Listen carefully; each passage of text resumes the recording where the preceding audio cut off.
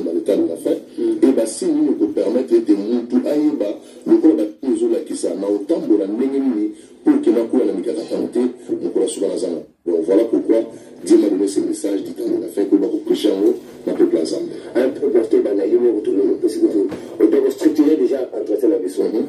Nous sommes sur le temps de la fin, ils ont avant tout que le bassin. Ok. Temps de la fin, ils ont période de toujours vivre si cool. Toujours passer période où ils ont qui dans le monde entier, toujours choisir le monde qui réellement, mais comme nous sommes biblement sur de la fin, ils ont déjà qu'on s'accomplir. Et on a encore presque nous sommes déjà accomplis. Mais toujours passer le moment où tout est dans le moment de la grâce, au moment de la prolongation. Nous avons besoin de dire que le temps se préparer. Pour l'attendre, tous les amis, il y a sous temps de cette explication. Ça c'est un qui pourra sauver Bichot. Il était sans tâche, il était sans défaut, il était sans péché. Le coup d'un qui peut sauver Bichot, on a assez à saler en haut. Mais au moment où Christ ne viendra plus pour nous sauver parce qu'il a défaut. Défaut, il y a ça en haut, on a pas autant de misapi. Ou il y a la cicatrice. Donc, le coup, il y a déjà la cicatrice, on a. Aza sous la tente à pour sauver Bichot, n'est pas ça qui vous sauve la croix. Déjà la makolo, déjà fait la makolo. Déjà petit la makolo. Si vous exactement, il y a ne peut pas pour enlever l'église à l'ongolation à mon kilito kende. Si vous temps de Bichot toujours kende, et ça sous ce moment Christ a évalué ça parce que nous préparez-vous. Et alors, ils ont Bichot veut ça message à la fin de la fin pour la position de Sabah Nzambe Nanzela va comprendre que réellement nous sommes vraiment sur le temps de la fin. Makamono sur Bible surtout dans Matthieu 24. Alors oui, c'est une question. Il y a des bichons makamou au sein de mon colonie. Alors nous, Pierre Bango Bassine. Alors oui, tant beaucoup de monde a. Quand tu m'as dit le bassine. Elle a côté le bassine directement. Alors oui, tant beaucoup de monde a. Bitumbezoya, Bamboka, où ils ont pembé les Obunda, Bamboka, ils ont misqué les Obunda, Bana Bazou, à côté Sababoti, Makamandé, et quand vous verrez l'abomination de la désolation, établie là où il ne doit pas être, que c'est lui qui lit face à tout. Donc, dans le moment où toujours traversé, tout le monde a Makamou, Soana, les a accomplis. Ce qui nous manque aujourd'hui, le message du peuple de Dieu. Voilà, c'est la signe. Mais, pasteur, la signe est bandit de l'auteur. Oui. Hein? La signe est bandit Kala. Mais l'homosexualité, on a besoin de déplorer les mots. La Sodome, la Gomorrhe, les Alagis. L'homosexuel, les sexuels, les débauchés, la Sodome et Gomorrhe, il y a un ensemble donc à tout bas dans le route. Je crois que c'était avant la venue de Jésus. Avant la venue de Jésus. À tout bas qui a montré, la crime, nous allons pas la banine, tout ça. Surtout, vous avez ce que le temps de Christ a eu, longtemps après la venue de Christ. La 14-18. Il y a eu la Première Guerre mondiale. De 1914 à 1918, la Première Guerre mondiale. De 1940 à 1945, il y a eu la Deuxième Guerre mondiale. Donc, il y a une famine, il y a une Hitler a exterminé, il y a des juifs, tout ça. C'est-à-dire qu'il y a une maison à l'enga. Bon, si la terre d'affaires est en Calabé, mon kilomètre, tout ça, tout le raca. Mon secours, mais parce que. Je me rappelle encore en 73. En 73, la congrégation religieuse, bientôt ce sera la fin du monde. Donc, comme en 1981, fin du monde de Salama. Je me rappelle, en 1973, moi j'avais 13 ans. Bientôt ce sera la fin du monde. Donc, on a bangon, donc, 1980, on a gâté, 5 étaient qu'on est du monde. Ok. Tout ça, nous va projet, nous va projet de ça la paix. Fin du monde, on va l'éviter. Même Mokonza Lobaki, Montagne Bingonga, a eu Bokolote, a eu Bingonga. Parce que nous avons tout la signe.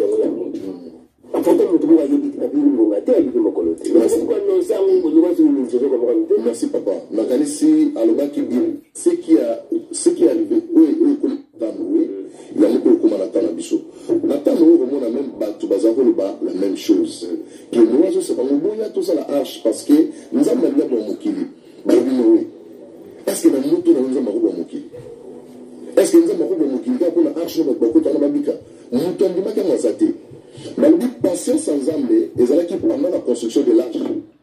Dieu était toujours patient. Pour nous, nous avons besoin de comprendre le message. Pour nous, nous avons un message pour te passer à l'eau. Oui, même le Bible de Bango, Banda Kalamakamou, un jour, la parole de Dieu va s'accomplir. Donc, on appelle ça qui promesse, il y a naissance à Jésus. Il y a eu beaucoup de femmes en Israël, Bakoufa, Baïdinibalité pour la Nini, Tozela, Tobota Jésus. Mais, nous connaissons Maria, Vandaka Maria, et Barateke, il y a eu un Jésus. Mais, quand j'ai eu ça, Marie, j'étais salé parce que tu as trouvé grâce aux yeux de l'Éternel. C'est le même dans la bataille, toujours,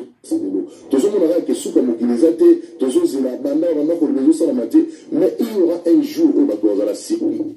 Mais écrit ça que ni les anges du ciel, ni les fils de l'homme, personne ne connaît ces jours. Avec les jours du fils de l'homme, et vous allez la journée où vous mourrez, vous allez avoir une banane. Après ça, la promesse, c'est que vous allez maman à côté, à Ibi. Mais tout ça, la mission d'eau. Et vous dites que ça, la matoda, qui ne nous dit pas, Tomatia, Tolino, Tozate. Tu vas sur la télévision, mais tu vas la TV, donc ça sera comme ça. Alors, ils apprennent la mission au moment malamou, et alors pendant moment où nous avons évangélisé, ils appellent même moment où nous sommes au sala. Donc, chez eux, tous autres, qui tout bas bon la métier ma baya, ma côté beaucoup de nicolo. Donc, c'est ça l'œuvre que nous sommes en train de faire aujourd'hui. Il y a un ceux qui va dans un message attend de la fin. Ça va un message où il peut s'arabattre conscience. Nous avons un mec avant nous avons un sur l'église et tout le monde tout le monde. Donc, nous devons sentir qu'il faut faire quelque chose pour la vie comme la souka. Mais ça, nous devons dire que nous avons il trouve ça pas loin à Moni, il y a mon équipe. Et à côté de ça, la vie a été bon. Malgré tout, la fin du monde, ils ont été, mais loin, et qu'on aussi prendre le bisou. On s'est loué avec la fin du monde à toi. Donc, les lois, elles ont tant morapé à Otarabat. Ce qui a mon tour, n'est qui a eu mal à moi à côté, nous t'avons dans la route à Zate, mais non, quand on a moutou. La garde du corps, la garde du corps, Baïba, ma monaté. Donc, à tabac, tourner la marmée, il y a ma casse à mon dos, mais nous, au quota, à toi. Pasteur, tu n'as pas mon tour, n'engue, dit de nos types de baana, tu zéla la fin du monde, wana, biso tout le temps, tu zoko la péba, biso la période de ma 2000. 2000 pays, alors, tu connais quand moi pour banga, on a mis tout comme moi ça fait 20 ans, 2000 ans, oui, comme rappelle, comme il a 20 ans, alors tout le monde qui est zoyati. Mais, on peut s'abstenir de ma point d'interrogation. Est-ce que les gens à l'église, nous sommes là, fin du monde de vos arrêtés? Oui, je connais. Est-ce que tu as fait ça la bonne raison pour les ou même trop? Non, tu n'as pas la bonne raison pour la nuit. Au moins, Malobanzamne, Babino se coule quand même sauf la parole de Dieu. Et regardez. Et que ce n'est pas été sur sa mission en côté. Mais l'église, ça va tout faire du monde des athées. Moi, je suis obligé de dire que le faux prophète m'a prié. Mais quelque part dans Isaïe chapitre 4, cette femme saisiront un seul homme.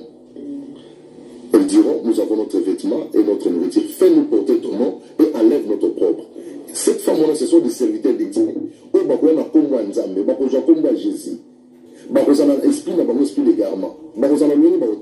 Mais ils auront besoin seulement de Jésus. Esprit d'égarement. Esprit d'égarement, oui. Mais seulement besoin qu'on voit Jésus pour pas attirer Batouba et Malabon. Que non, on peut pas confesser Jésus. Même si ça le bon sang là, ils ont embêté. Il y a même une place de confusion dans le monde. Si vous avez un bazar, selon l'Esprit de Dieu, on comprendre par une révélation. Parce que nous avons aussi le don de la révélation. Quand nous avons le don de la révélation, on comprend que Moussalo Aza Yanzambete. Moussalo va pratique les Amramute. Moussalo Aza Boa, ou Aza Moussalo Yanzambe, message en fait, c'est l'esprit de discernement. L'esprit de discernement. Nous avons discerné, nous avons discerné, on comprend le temps où nous avons traversé. Mais ce que nous avons discernement, on a été, moi, on y va exactement. Voilà pourquoi on a pas de la bavane. Parce que moi, de nous côté, prophète, moi, de nous côté, Batubalani, Bakimpo, qui n'a pas vent. On est bas à la solide ici comme mon corps, mais moi, vous avez la solidité parce que tout va, ils ont le mabango, on a besoin d'aller se vinailler, surtout le même prophète, nous avons besoin de pouvoir toucher. Pasteur, Macamoul, donc, oui, je peux mon espoir. Il y a changement de la vie, changement de zoniaté. Vous devez avoir un robot. Oui. Mais ça, c'est vrai. Tu veux une psychotique, un message à la pasteur. Et ça, ça montre là. Nous avons les frères. Donc, nous avons aussi la tête, au moment où la bouée. Nous avons aussi la monnaie de route. Année prochaine, moi, je viens de changer. Tu peux me dire, comment perturber. Merci. c'est-à-dire non, c'est-à-dire que nous sommes pays dans le message d'espoir établi. Mais on ne peut pas comme à la limite. Et nous, on peut pas chrétien de nous vivre, yango. On se met dans le mutungo, à ban ranzambe. Mais cette victime a une justice. Mais comme bébé, madame Bissot m'a tout fait la moussala, comme bébé, madame Bissot m'a acheté. Asa na talent, ça la boue, aussi maté, banini. Je pense qu'on peut avoir espoir. Si on a changé, à continuer à Moussous. Moi, à ça, la mission, tout le monde aspire au bien-être. Mais espoir, on peut se faire là. La ndémission, nous avons le force aussi maté. On se met à motiver à comment perturber, à se révolter, à continuer à Moussous. Ok, là je dirais c'est ça. Ouais, l'homme aussi a sa responsabilité. En dehors du pasteur. D'abord, dans le bas, les pasteurs aussi, nous le serviteurs les dire. Nous pouvons dire la vérité. Au moins, nous avons Dieu et la vérité. Je suis le chemin, la vérité et la vie. N'a pas que qu'on y a été du salaud, papa Dieu donné, que Dieu m'a dit tant que Dieu n'a pas dit. Voilà. Vous comprenez? Je peux appliquer la Bible, passe nous avons la Bible qui confiez-vous en l'éternel, votre Dieu sera fermé à ses prophètes, vous le réussirez. N'a pas qu'on y a pour le baliloba de ma part, n'a pas que nous avons pas morayo. Là, j'ai dit, nous avons pas morayo, nous avons lobby. Si vous parlez des amis, il veille derrière la parole de ses serviteurs pour l'accomplir. Nous avons lobby que nous avons lobby. Mais ainsi qu'à elle, tous tes amis. Quand Dieu n'a pas dit, moi j'ai dit. Maman fidèle, nous avons mais tant que Dieu n'a pas parlé, le passé sera confondu. Parce que maman est comaté. Parce que Dieu n'a pas parlé.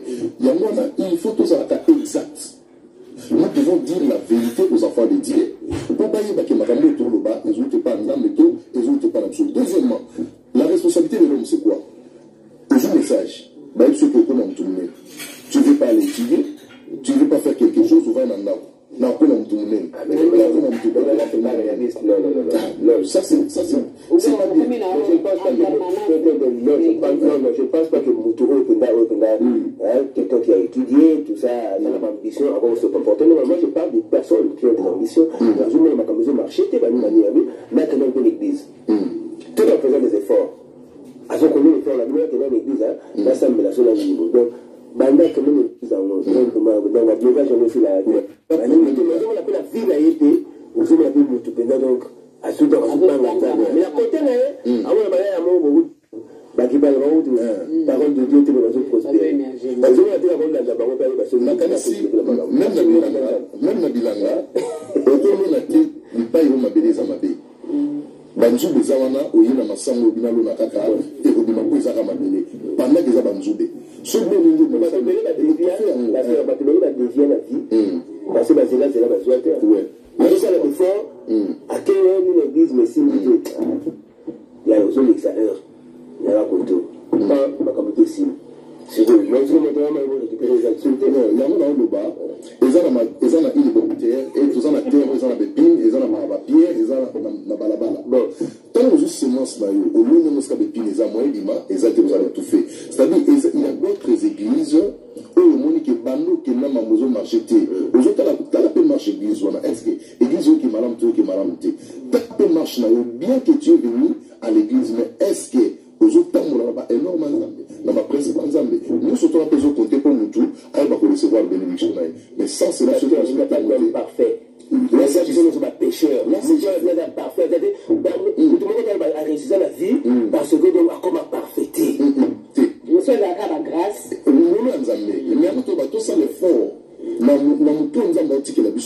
tout ça là effort quand même tout atteindre le pourcentage nous allons payer les colos et permettre surtout de gagner ma bénéfice surtout en besoin c'est-à-dire ma bénédiction à Bissot donc il y a aussi un gars qui est tout à ça la paix fort de Pamboli ouais alors pasteur toujours c'est ça c'est enfin un message particulier vous allez recouper ça un message particulier on a recoupé ça un peu de déjà qui est vraiment en tout cas tout s'attacher beaucoup plus na Nzambe to pesa Nzambe confiance na makambo na biso nyonso na vie na biso mobimba Nzambe osunga biso quand je parle ici le temps de la fin nazomona ke lula ezofungwama soki orate lula orate lifelo soki orate lifelo orate lula te eza biloko mibale oyo tozozela donc bana Nzambe tout se préparer pour biso talola tomona ke Nzambe je pense que nzembo na Simon na Moniza nzembo na sala na papa ou na imbara pe na beta guitare tu mana papa kangu masenga ou atika kiso na mboka Londres. Ok. Alors merci d'être venu, pasteur Joël Longo. Je rappelle que vous habitez à Londres. Et vous êtes venu ici pour évangéliser. Tout ça, il a funérailles à la mission église Maman Chantal Mizuma. À dimanche, donc il y a des amis qui sont à Kinshasa. Ok. Merci beaucoup. Donc, souhaitez bon retour à Londres. Merci beaucoup. Voilà. Maintenant, on regarde tout la société. Merci. Ok. Alors, je crois que tu vas organiser moi, avant de continuer l'émission. Voilà.